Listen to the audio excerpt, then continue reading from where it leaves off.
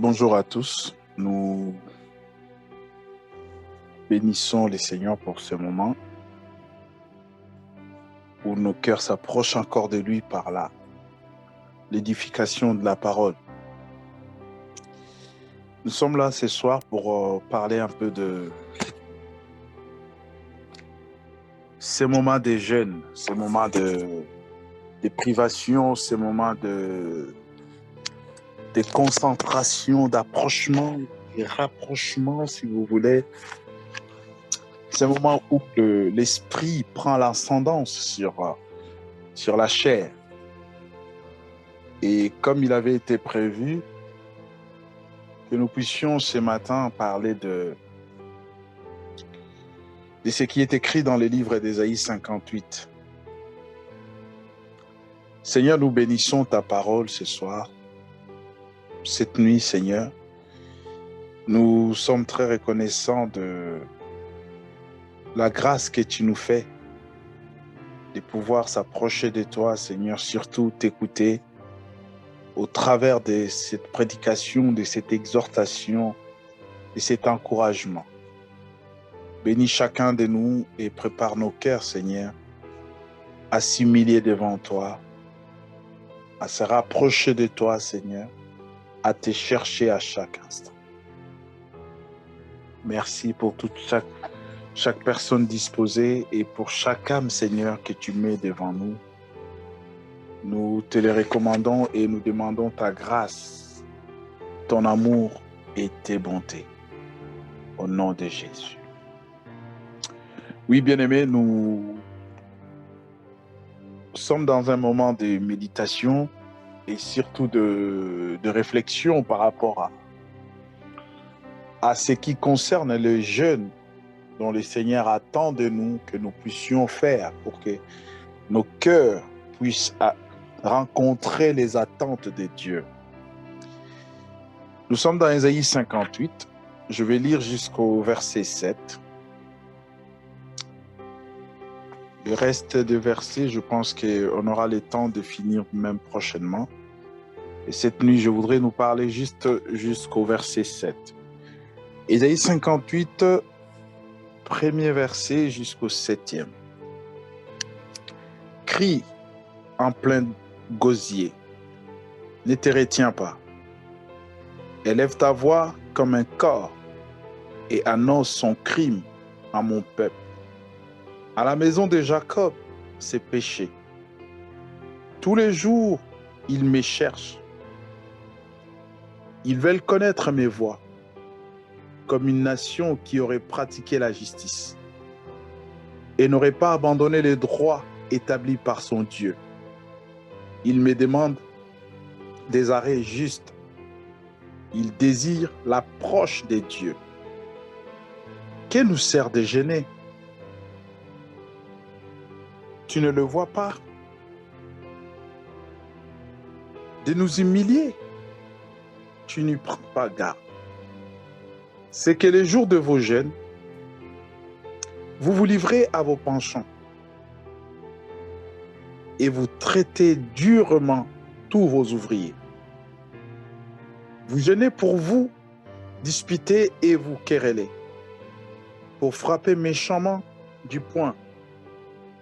Vous ne jeûnez pas comme le veut ces jours, pour que votre voix soit entendue en haut.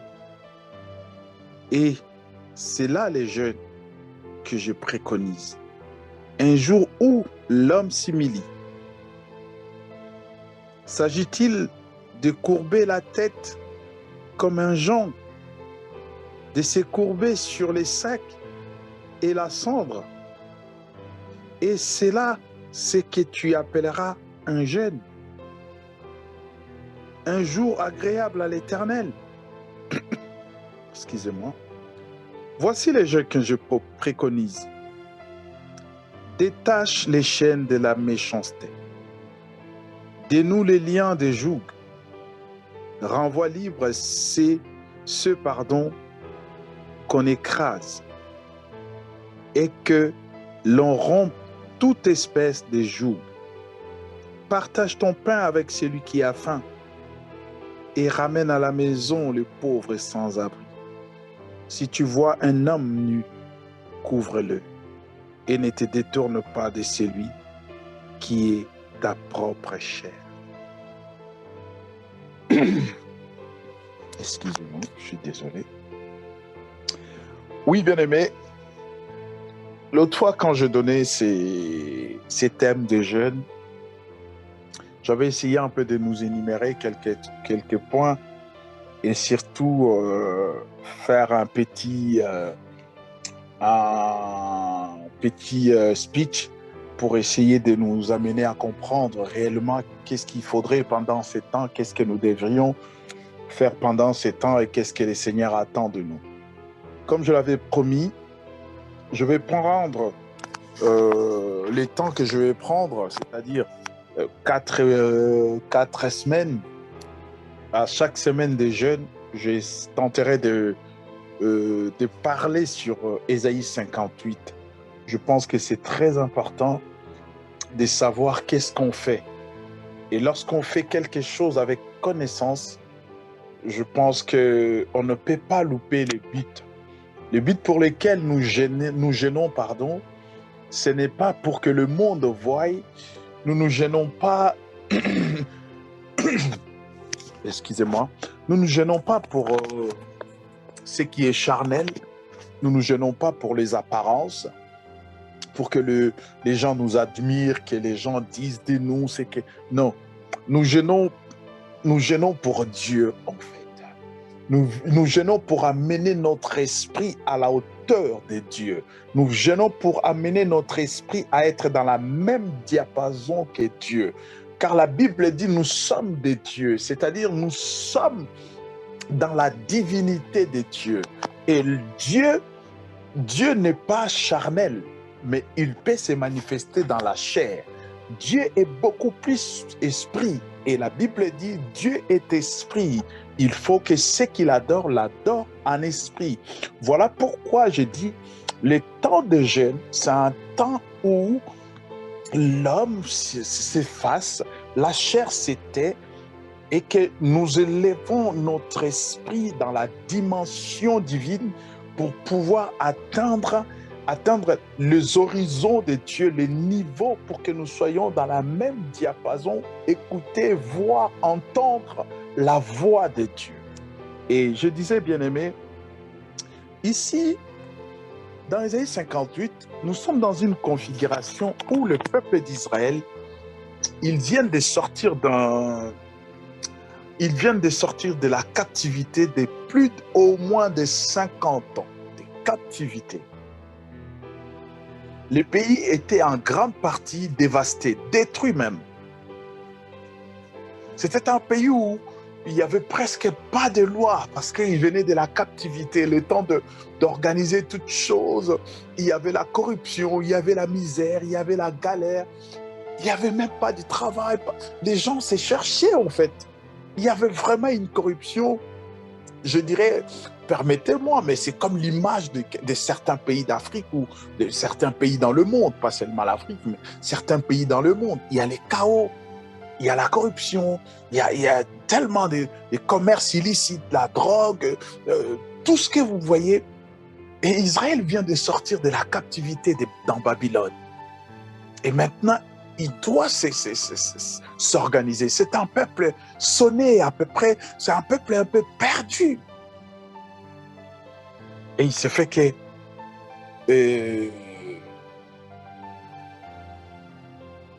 ils vont se plaindre Israël. Et dans leur attitude,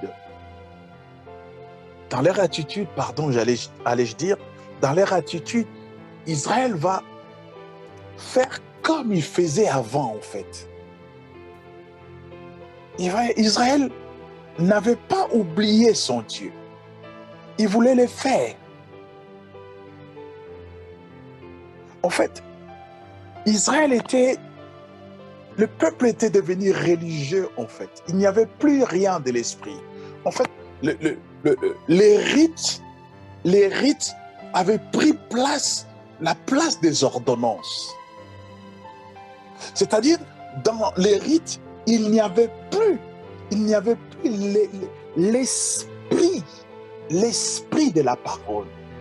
C'était juste des rites comme ça. Il faut se laver les mains, il faut se laver, il faut faire ceci, il faut faire l'ablution, il faut faire la Sainte Seine le dimanche, il faut faire ceci, il faut accueillir le nouveau venu. Israël était entré dans cette routine, il n'y avait plus rien d'esprit. C'était juste des rites comme ça pour accomplir un culte, pour accomplir un service. Mais sur le plan spirituel, il n'y avait rien. Israël était loin de Dieu. Il gênait, mais loin de Dieu. Il gênait, mais cela ne concernait pas Dieu. Il gênait et il croyait le faire pour Dieu, alors que Dieu n'y était pas dans l'histoire. Voilà pourquoi la fois dernière, je nous avais dit que, comme quoi Dieu n'est pas mécanique. On ne peut pas cantonner Dieu dans un système. On ne peut pas enfermer Dieu dans un système ou dire qu'il faut ça, il faut ça. Non, Dieu est multifonctionnel. Dieu agit comme il le veut. La Bible dit qu'il est dans les ciels. Il fait tout ce qu'il veut. Et tout ce que Dieu fait, gloire à Dieu, est bon pour nous. Et Israël, dans cette configuration, bien aimé, le Seigneur va demander à Isaïe, va crier en plein gosier, c'est-à-dire, va crier au plus profond de ta gorge. Crie fortement, de sorte à ce que ta voix s'entende partout. Crie. Et Isaïe, le Seigneur dira à Isaïe, va crier, annonce à mon peuple son crime. Va rappeler à la maison de Jacob son péché. Tous les jours, ils me cherchent. Ils veulent connaître mes voies. Comme une nation qui aurait pratiqué la justice et n'aurait pas abandonné les droits établis par son Dieu. Ils me demandent des arrêtés. Ils me demandent des arrêts de justice. Ils désirent l'approche de Dieu. Et Israël, dans leurs palabres, Israël va dire au verset 5, « Que nous sert de gêner?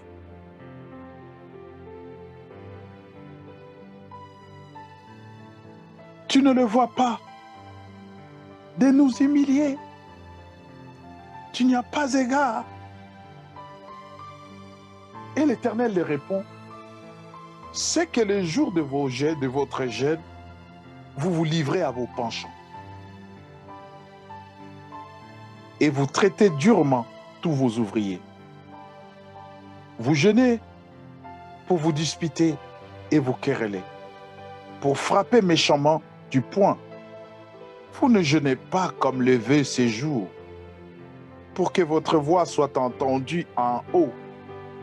Et c'est là les jeûnes que je préconise. » Les jeûnes que le Seigneur préconise. Et ces jeûnes où lorsque notre voix se fait entendre dans les cieux. Vous savez, aujourd'hui, bien-aimés, comme je le disais, nous prenons beaucoup de temps pour Dieu. Nous faisons beaucoup de choses pour Dieu. Mais lorsque nous regardons profondément, spirituellement, Dieu n'est pas dans l'histoire. Il ne vient même pas en visite. Même le Saint-Esprit, il ne bouge même pas. On n'entend même pas le vent. Mais nous disons que nous le faisons pour Dieu. Nous jeûnons pour Dieu. Nous faisons ceci pour Dieu. Alors que Dieu n'est pas dans l'histoire. Et après, lorsque nous n'avons pas de résultats dans ce que nous avons demandé, soit nous nous cachons derrière ce mot, Dieu est souverain, il fait tout ce qu'il veut, Dieu est ceci, Dieu est ceci. Mais alors, posons-nous la question. Ici, Dieu est en train de parler à Israël. Il dit que toutes les manœuvres que faisait Israël, Israël faisait comme un peuple qui cherchait Dieu. Alors qu'en réalité, il était loin de Dieu.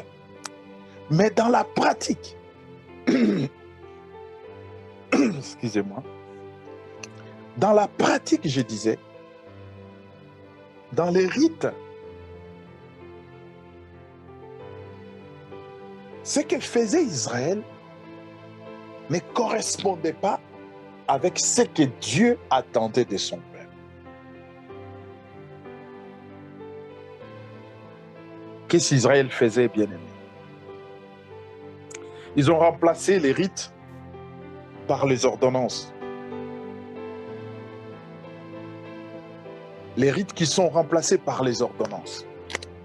Et les pires bien-aimés, voyons la grandeur de la désobéissance, c'est là où je vais en venir.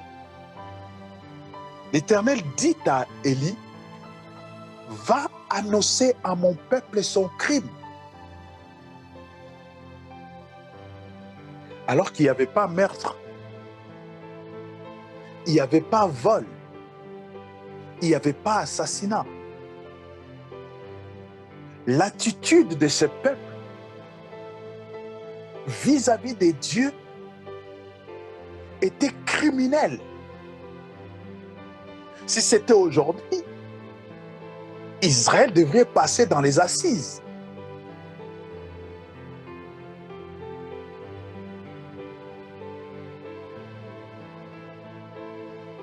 Dieu appelle un tel comportement un crime. Lorsque nous faisons des choses dans lesquelles Dieu n'y est pas, lorsque nous faisons des choses dans lesquelles Dieu ne met pas son sceau, nous commettons un crime, nous péchons contre Dieu.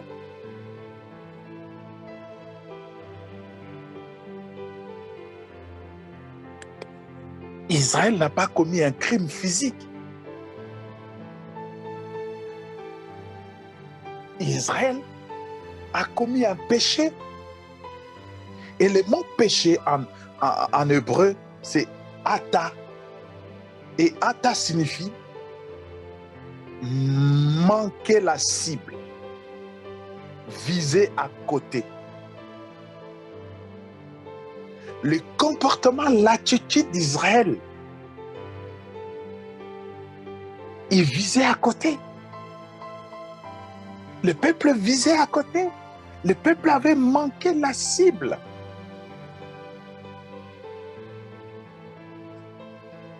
Le peuple qui gênait, qui priait, qui était dans les rituels. Ce peuple a manqué la cible.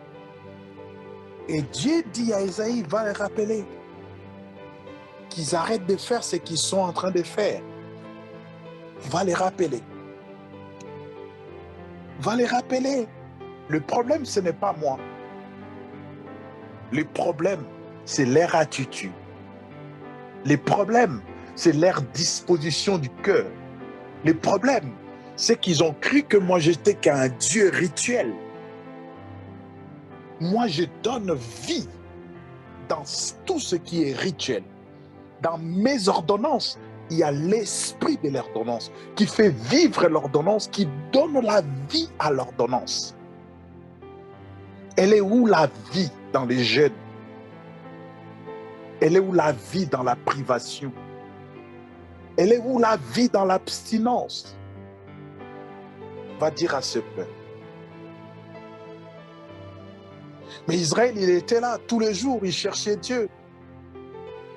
Il voulait connaître la voix de Dieu. Mais leur manière de faire n'était pas dans la manière de Dieu. Oh bien-aimé, il est très important de poser la question et de savoir, est-ce que ce que nous faisons, nous le faisons pour Dieu? Et si nous le faisons pour Dieu, est-ce que Dieu est d'accord avec nous? Tous les jours, Israël cherchait Dieu. Dans le verset D, la Bible dit, Tous les jours, ils cherchaient Dieu. Quel est ce Dieu que vous cherchez que vous ne trouvez pas? C'est que vous le cherchez mal. Dieu se manifeste. Dieu est visible. Même les païens, même l'univers peut voir Dieu. L'homme peut voir Dieu dans l'univers. L'univers peut voir Dieu dans l'homme. Mais le peuple le cherchait, ne le trouvait pas. Il était là, ils étaient là. Donc le peuple avait besoin. Il cherchait Dieu tous les jours. Il désirait connaître les voies de Dieu. Il voulait pratiquer la justice et le droit.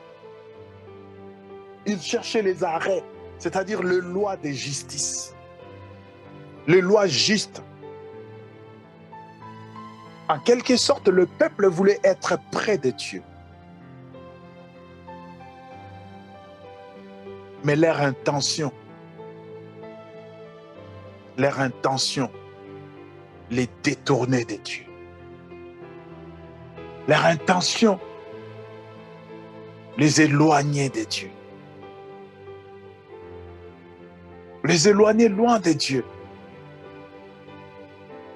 Lorsque le peuple était là, la raison pour laquelle il gênait,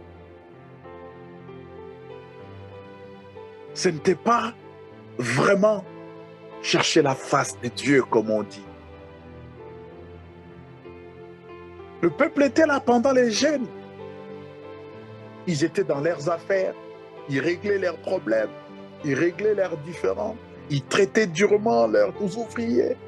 Mais c'était pendant les jeûnes, pendant des privations, pendant des temps de rapprochement, pendant les temps où le cœur, où l'esprit entend la voix de Dieu.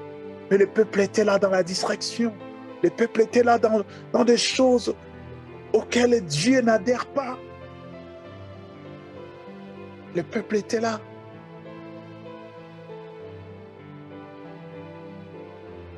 Ils étaient là en train de régler leurs problèmes sur le plan relationnel, sur le plan des affaires et tout. Ils étaient là. Ils se disputaient, ils se querellaient, ils se donnaient des coups de poing. Et c'est comme cela, pendant ce temps, ils étaient tellement habitués avec Dieu et qu'on pouvait les entendre, comme on dit chez nous. Ah, nous sommes des dieux.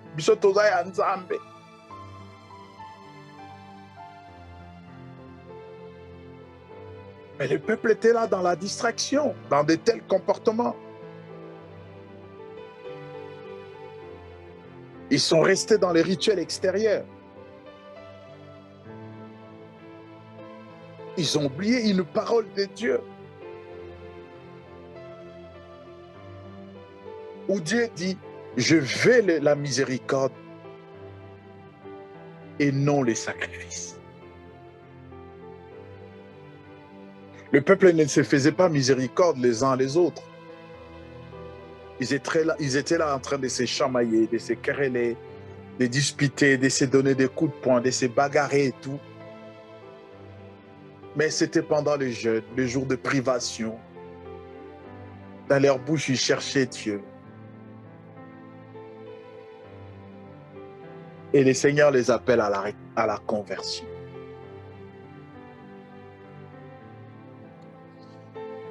Il dit, ressaisissez-vous. Ce n'est pas trop tard. Ce n'est pas trop tard. Arrêtez de faire ce que vous faites. Et je vous rappelle encore, parce que je vous aime. Vous êtes mes enfants d'amour. Je n'accepterai jamais un jour vous perdre. J'ai beaucoup supporté. Vous avez beaucoup déshonoré mon nom. Mais maintenant, c'est bon. Voici ce que je préconise. Voici ce qui me fait plaisir. Voici ce que je veux que vous fassiez pour que notre relation se rétablisse.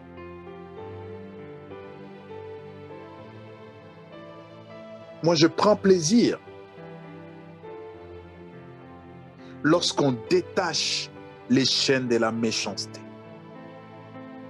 Je prends plaisir lorsqu'on dénoue les liens de la servitude. J'aime lorsqu'on renvoie libres les opprimés. Je suis dans la joie lorsqu'on rompt toute espèce de joug et qu'à la fin, on partage son pain avec celui qui a faim. On ramène à la maison les malheureux sans asile, sans maison, sans abri. Et lorsqu'on voit un homme nu, on le couvre. Et on ne se détourne pas de son semblable. Bien aimé, il y a deux grands aspects dans ces textes, surtout dans le verset 7. Le mot clé où nous allons y demeurer un peu longtemps, il y a deux mots-clés. Je relis encore le verset 7 pour que nous comprenions bien. Voici les jeunes auxquels je prends plaisir. Détacher les chaînes de la méchanceté, dénouer les liens de la servitude, renvoyer libres les opprimés, et que l'on rompe toute espèce de joug. Partage ton pain avec celui qui a faim, et fais rentrer dans ta maison le malheureux sans asile. Si tu vois un homme nu, couvre-le et ne te détourne pas de ta propre chair ou de ton semblable. Ici, bien aimé, le Seigneur est en train d'insister sur deux mots. Si vous voulez, je dirais 3 ou 4 mots. Le premier aspect, c'est l'aspect libératoire. Il dit détacher les chaînes, dénouer, renvoyer, rompre, dans le but de libérer. Libérer quelqu'un, libérer un esprit, libérer une vie. Et après, le Seigneur rentre dans cet aspect du partage, de cueillir et de couvrir. Et dans ces deux aspects, bien aimés, je le mets dans le 2. Libérer, partager, et cueillir et couvrir, c'est le deuxième aspect. À partir de la 3e paragraphe. Ouais. C'est-à-dire, le Seigneur voulait nous montrer quelque chose. Il voulait nous dire quelque chose là, concrètement. Que la pratique qui plaît à Dieu est une œuvre libératrice.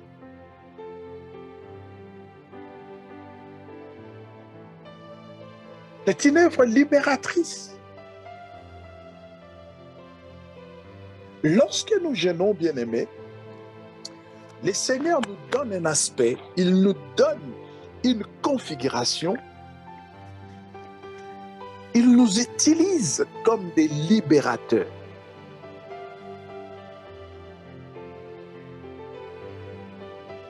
Il dit, lorsque vous jeûnez, vous devriez libérer, déchaîner, dénouer, détacher, rompre.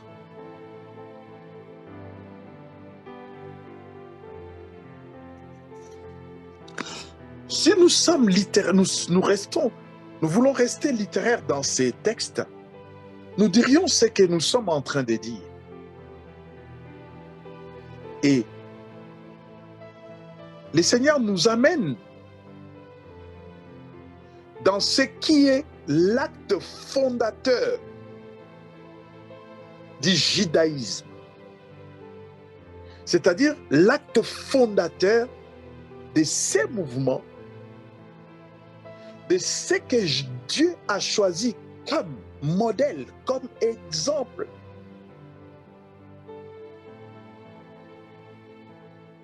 Pour apporter le salut à l'humanité.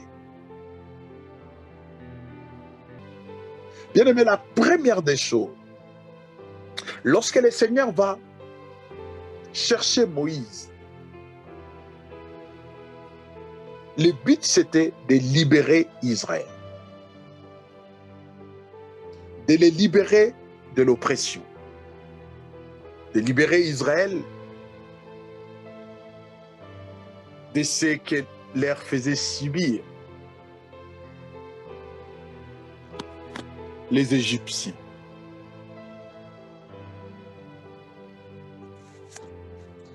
De ce que leur faisait subir les Égyptiens.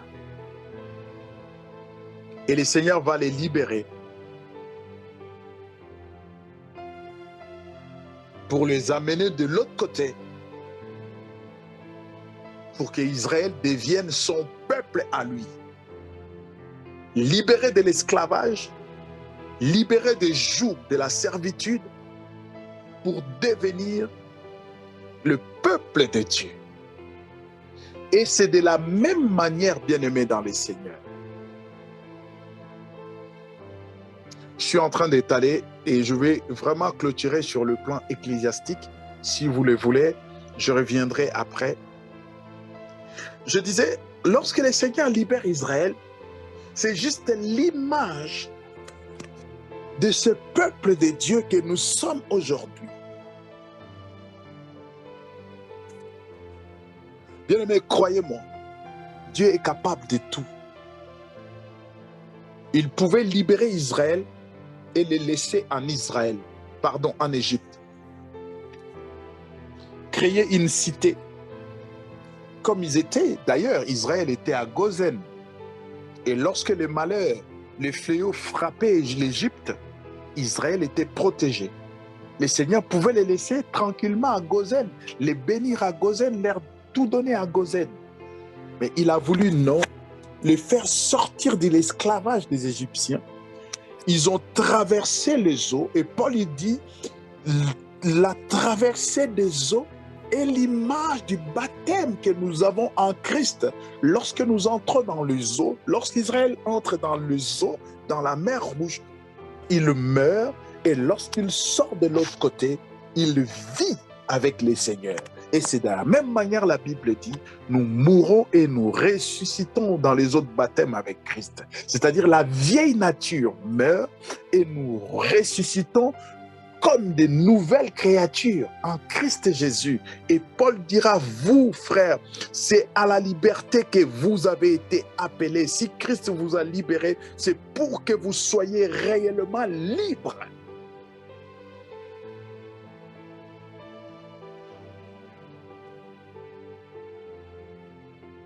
Et nous sommes libérés comme ça. Nous appartenons à Dieu. Nous avançons.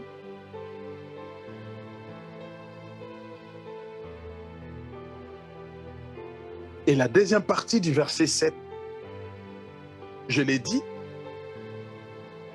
le Seigneur nous montre comment être accueillant et comment partager avec les autres. Et la Bible dit, c'est ce que Dieu, c'est ce que notre Père, c'est ce que le Seigneur, notre Dieu, préconise comme jeune. Premièrement, c'est l'esprit de liberté, de libération, de partage, d'accueil, de protection. Et deuxièmement, c'est l'esprit d'accueil, comme je l'ai dit, de partage qui prend la deuxième place. Après que vous avez libéré, vous devriez accueillir. Après que vous avez accueilli, et vous devriez partager. Et c'est ce que le peuple ne faisait pas. Et cela ne plaisait pas à Dieu. Le peuple était dans la cacophonie. Le peuple était dans la confusion totale. Dans la confusion. Il venait de sortir de l'occupation. Je l'ai dit, de la captivité. Je ne sais pas Si le peuple ne savait plus faire la différence entre la liberté et l'esclavage, entre la captivité et la liberté. Mais non, le peuple, ils étaient là, ils étaient dans les rites. Dans les rites. Je ne sais même pas s'ils se rappelaient que c'est Dieu qui les avait libérés. Je ne sais même pas. Je ne sais pas. Mais laissez-moi vous dire une chose.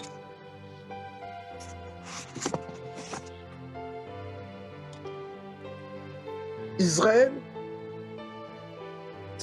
Dieu dit au verset 6, 5.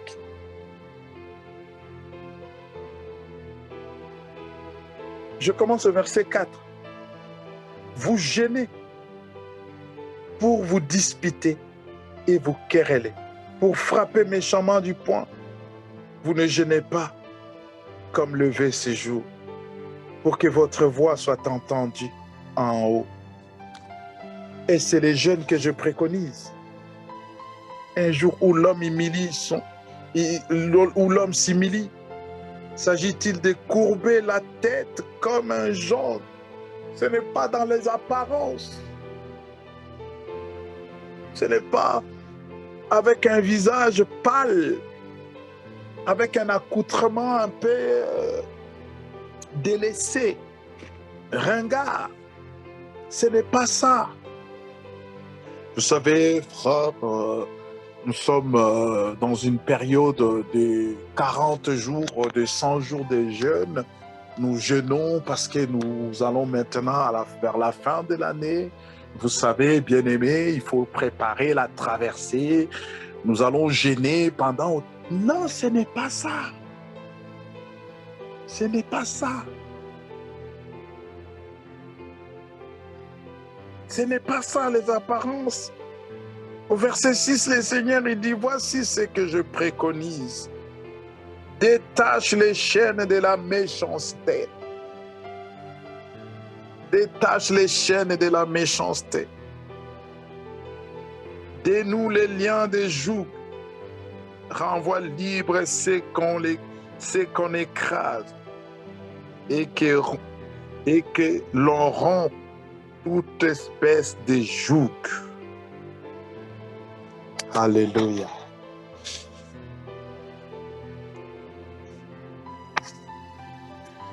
Oh, bien-aimé, c'est compliqué.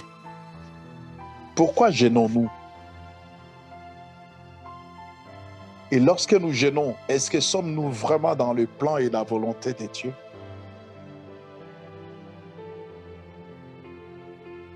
Le Seigneur dit à son peuple, détachez les liens. Détachez les liens de la méchanceté.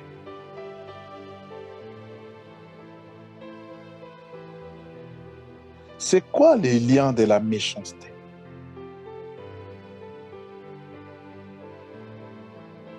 D'ailleurs, je voulais dire, bien-aimé, lorsque nous jeûnons, nous devions avoir un seul but dans les cœurs, dans notre esprit. C'est de se repentir. Que le Seigneur nous donne la force de surmonter nos faiblesses. Lorsque la Bible parle de la méchanceté, je voulais parler maintenant sur le plan prophétique. Lorsque le Seigneur parle de la méchanceté, il est dit dans les livres d'Ézéchiel, je ne souhaite pas la mort d'un méchant. Et méchant est celui qui vit loin de Dieu. Et méchant est celui qui vit dans les sadismes, dans la cruauté. Celui qui vit dans la saloperie, dans des vacheries.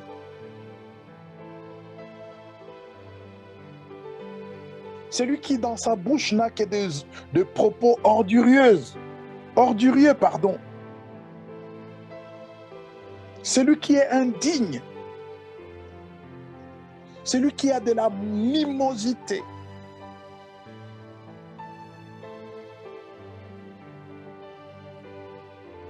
Regarde dans ta vie, bien-aimé.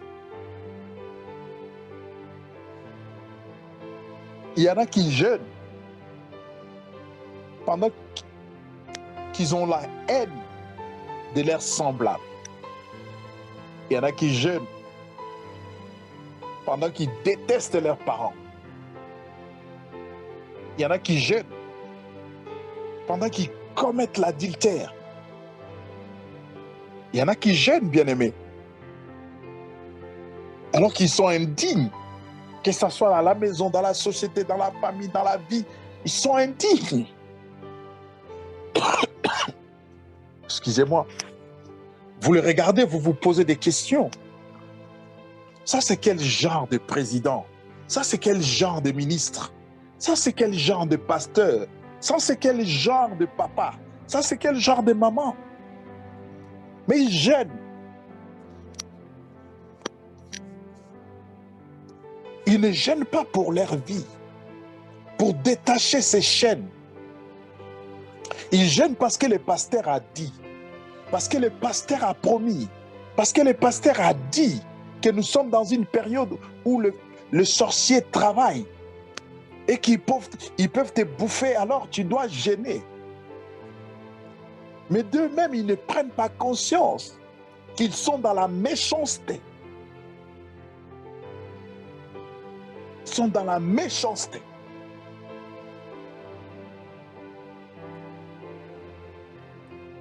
Je parle à l'église, bien-aimé. Je parle à l'église. Christ nous a donné le pouvoir de marcher sur le scorpion, le serpent et sur toute la puissance de l'ennemi. Et la Bible dit, rien ne pourra nous nuire. Cette puissance, bien-aimée, n'est pas pour aller je ne sais faire quoi.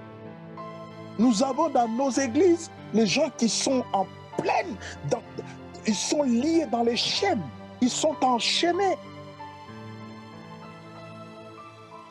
Ils sont enchaînés, ils sont dans la cruauté, dans les sadismes, les gens qui se plaisent lorsqu'ils voient les autres souffrir.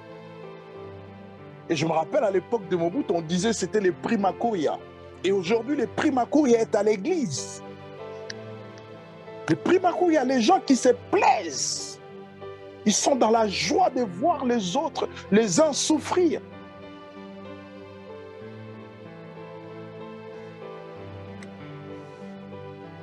La Bible dit,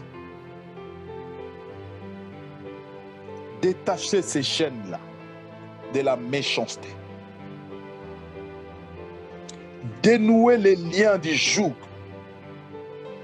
Vous savez, bien-aimés, les jougs est l'image de l'esclavagisme. Les jougs est l'image de l'esclavage, du carcan, l'image de l'asservissement, l'image de l'asservissement, de l'assujettissement, l'image de l'astreinte, de l'oppression.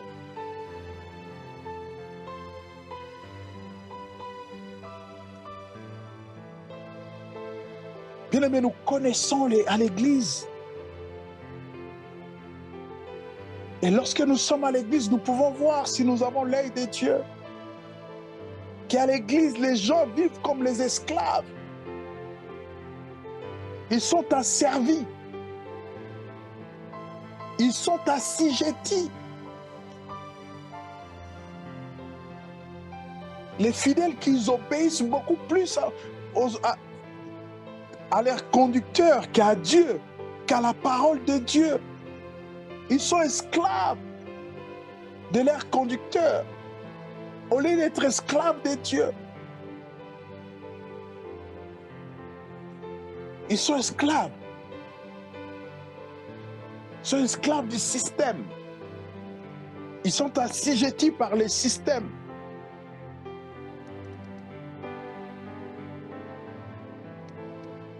Asservis, oppressés par le système. Il y en a, ma fille me racontait une histoire, il y en a même dans certaines églises où les jeunes étudiants qui gagnent 400 € de bourse, et on leur demande les 400 € de bourse, soi-disant le Seigneur va les bénir. Et tellement qu'ils sont oppressés à servir, ils obéissent dans l'église.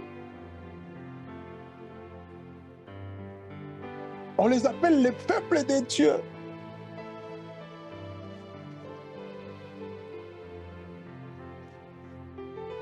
Qui préfèrent donner de l'argent à l'église ou pendant que sa famille est en train de crever de faim, ses enfants n'ont pas mangé, ils préfèrent aller donner à l'église.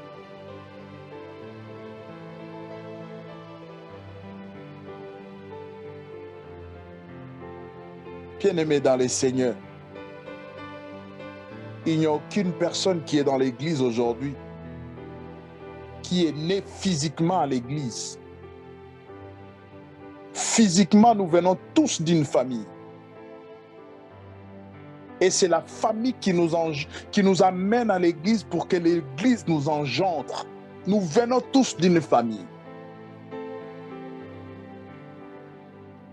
Et à ce propos, la Bible dit, celui qui ne prend pas soin des siens, de sa famille, il est plus qu'un infidèle. Il a renié la foi. Renouer les liens, renvoyer libres les opprimés. Les opprimés, c'est ceux qui sont tyrannisés dans nos églises, exploités, comme je le disais, persécutés, accablés, enchaînés, humiliés, esclaves. Vous allez voir un papa qui aime le Seigneur. Il vient à l'église parce qu'il aime Dieu.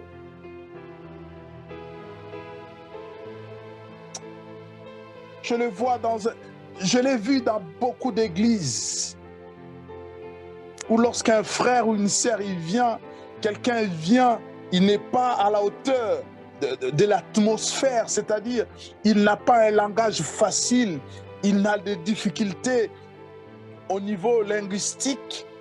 J'ai vu comment ces gens ont été humiliés, marginalisés, mis à l'écart. Et aujourd'hui, il y a même des camps, des clans qui se créent à l'église. Les camps de blédards et les camps de wesh. C'est à l'église de Dieu. Le pasteur est au courant et c'est lui-même qui gère ça aussi. Les opprimés dans l'église.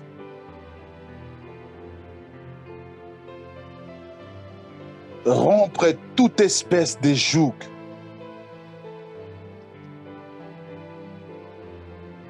Toute espèce de joug. Bien aimé, la Bible dit dénouer et rompre. Rompre, c'est casser. C'est arrêter. C'est abolir, c'est annuler, c'est séparer,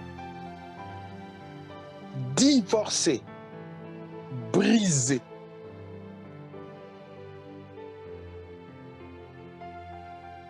Ça, c'est ce que dit la parole de Dieu.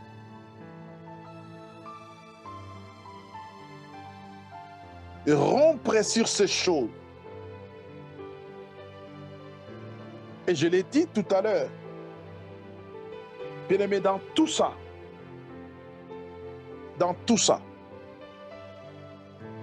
renvoie libre ce qu'on écrase.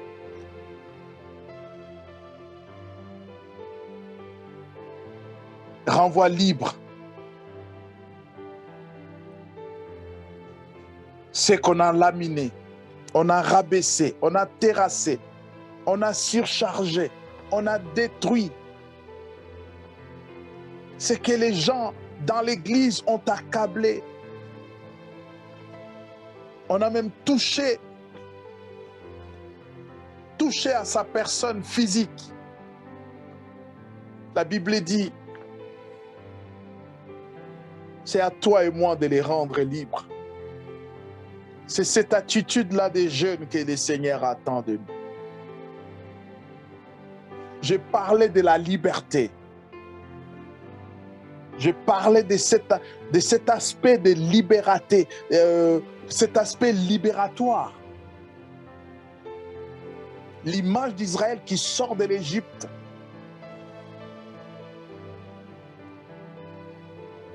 Et gloire soit rendue à Dieu parce que le Seigneur nous prépare à cela. Parce que le Seigneur nous a donné des outils pour cela.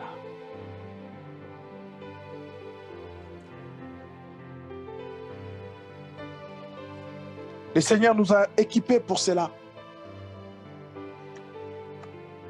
Dans tout ça, bien-aimé, tout ce que l'Église a besoin, tout ce que le peuple de Dieu a besoin, c'est dans Jean 8, 36 à 47.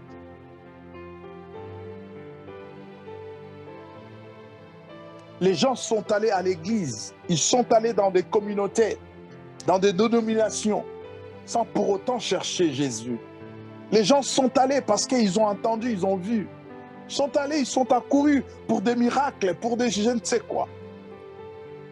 Mais ils ne sont pas allés vers Jésus. Ils ne sont pas allés vers Jésus. Et le Seigneur dit, lorsque nous allons entrer dans le moment des jeûnes à cette année, à la fin de cette année, notre attitude doit être une attitude libératrice. C'est pour que nous nous libérons nous-mêmes et que nous puissions libérer les autres. Et la libération des autres, ou notre libération, vient à partir du moment où nous lisons Jean chapitre 8, 36 à 47. Si le Fils vous a franchi, vous serez réellement libre. Si le Fils vous a franchi, vous serez réellement libre. C'est ce qui manque à l'Église d'aujourd'hui. C'est la liberté de Christ. C'est de se laisser affranchir par les Christ. Bien-aimé, il y a beaucoup de pasteurs, de manipulateurs, de soi-disant hommes de Dieu manipulateurs qui spolient le peuple de Dieu. Ils n'aiment pas parler de Jean 8, 36. La liberté, bien-aimé, l'affranchissement, nous l'avons qu'au nom de Jésus. Nous sommes libres au nom de Jésus. Lorsque vous suivez quelqu'un parce que ses aspects, parce que des choses, vous vous mettez sous les jougs de l'esclavage. Lorsque vous suivez quelqu'un parce que je ne sais pas, pour une raison X ou Y, vous vous mettez vous-même sous les jougs. Ne suivez pas quelqu'un. Il y en a beaucoup qui sont rentrés dans nos églises aujourd'hui, ils n'ont pas entendu la voix de Dieu, ils n'ont pas suivi Dieu. Ils ont suivi les apparences.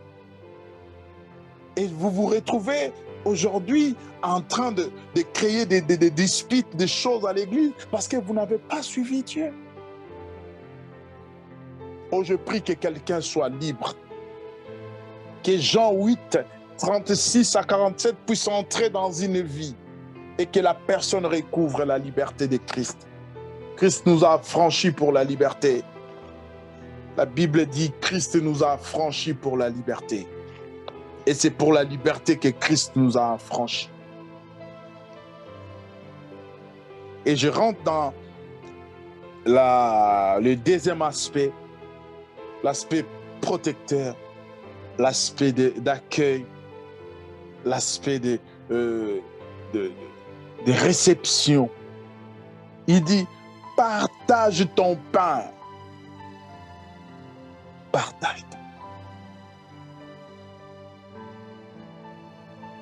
Sur le plan ecclésiastique, bien-aimé, nous voyons des exemples dans Actes chapitre 2.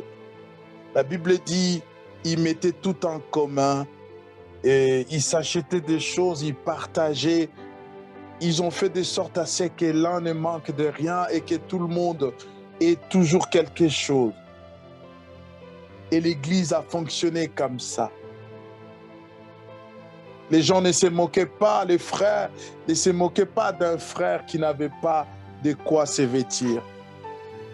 Les sœurs n'étaient pas là dans un coin en train de se moquer de cette sœur qui n'avait rien à manger.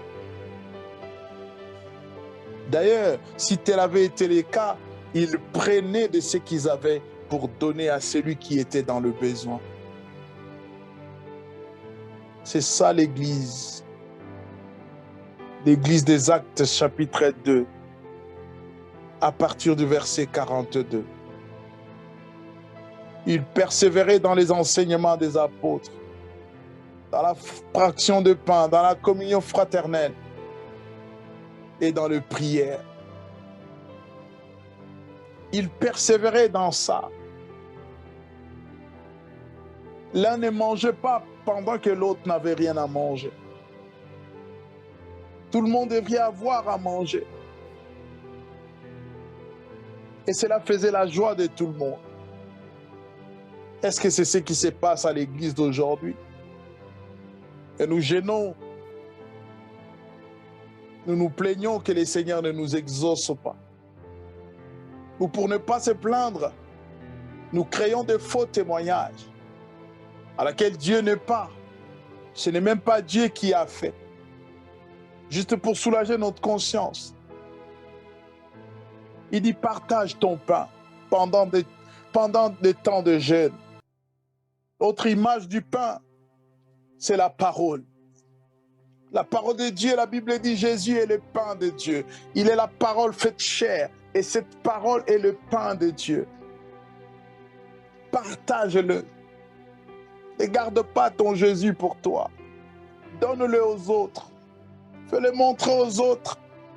Dites ce qu'il t'a fait, c'est que le pain de Dieu t'a fait. Partage ton pain. Ramène les pauvres sans-abri à la maison. Donne-leur un abri. Fais de sorte qu'ils soient dans le chaud, qu'ils se protègent. Ramène-le. Il y a des versets que je n'ai pas lus, mais je vous conseillerais d'aller lire ça à la maison. Dans Jean chapitre 8, dans Jean chapitre 6, verset 37. Jean chapitre 6, verset 37. La Bible dit ceci. Écoutez-moi ça.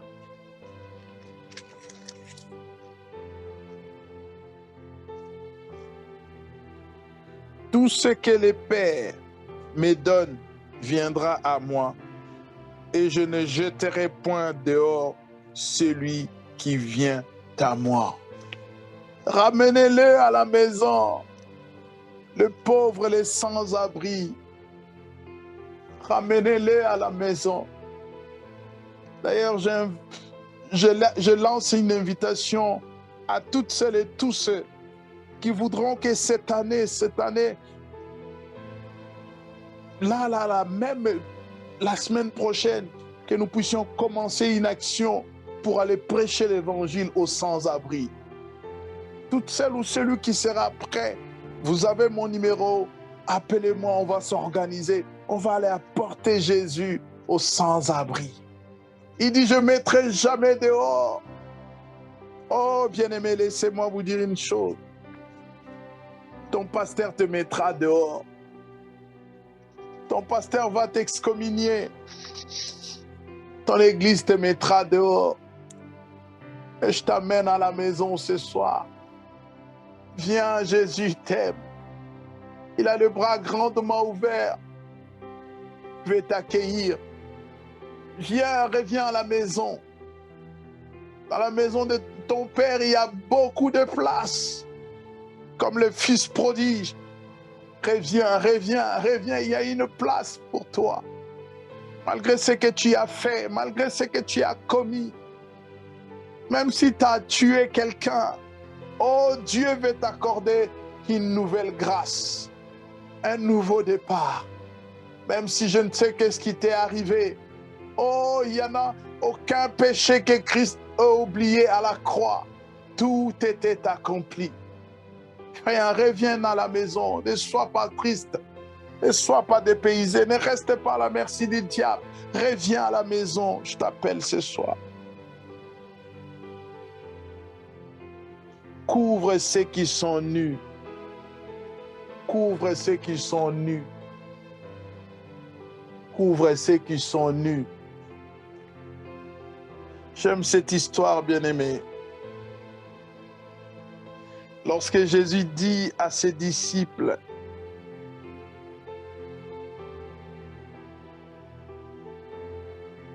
j'étais malade,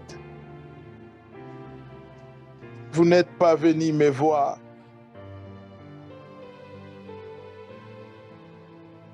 J'avais faim, vous ne m'avez pas donné à manger. J'étais nu, vous ne m'avez pas couvert. Et les disciples qui posent la question à Jésus, quand avons-nous vu dans cette condition? Jésus dit, à chaque fois que vous l'aurez fait à un de ces plus petits, c'est à moi que vous l'avez fait. Oh Seigneur, aide ton Église. Aide ton Église, Seigneur. Aide-nous à saisir réellement, Seigneur, ta pensée.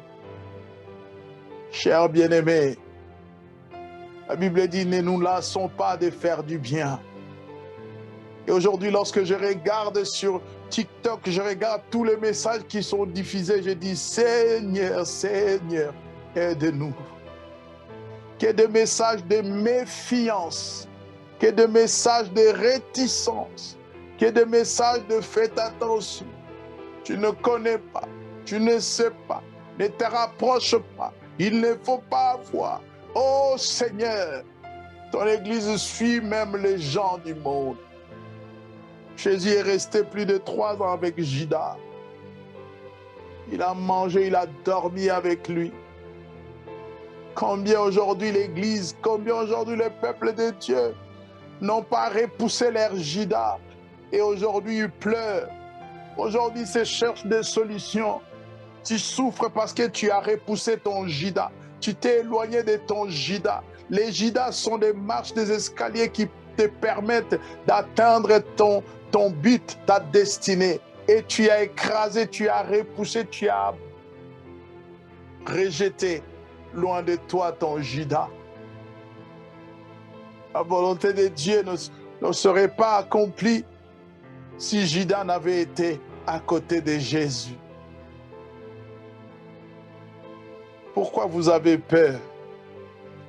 Les gens veulent se protéger eux-mêmes tout en étant à l'église. Ils veulent se protéger eux-mêmes tout en étant soi-disant enfants de Dieu. Oh, ce n'est pas ça, bien-aimé. Celui qui a fait l'alliance est fidèle. S'il a dit qu'il veillera sur toi, bien-aimé, que tu dors, que tu te réveilles, que tu t'endors, je ne sais qu'il pleuve, qu'il neige, qu'il vente, tout, il est là. Parce qu'il a dit, il est fidèle. Ce n'est pas un homme, c'est un Dieu. C'est un Dieu. C'est un Dieu. C'est un Dieu. Ne te détourne pas de celui qui est ta propre chair. Je vais m'arrêter là. Je continuerai prochainement. Je prie que le Seigneur vous bénisse. Une bonne écoute avec le Saint-Esprit et des décisions qui s'imposent. Soyez bénis profondément, richement, au nom de Jésus.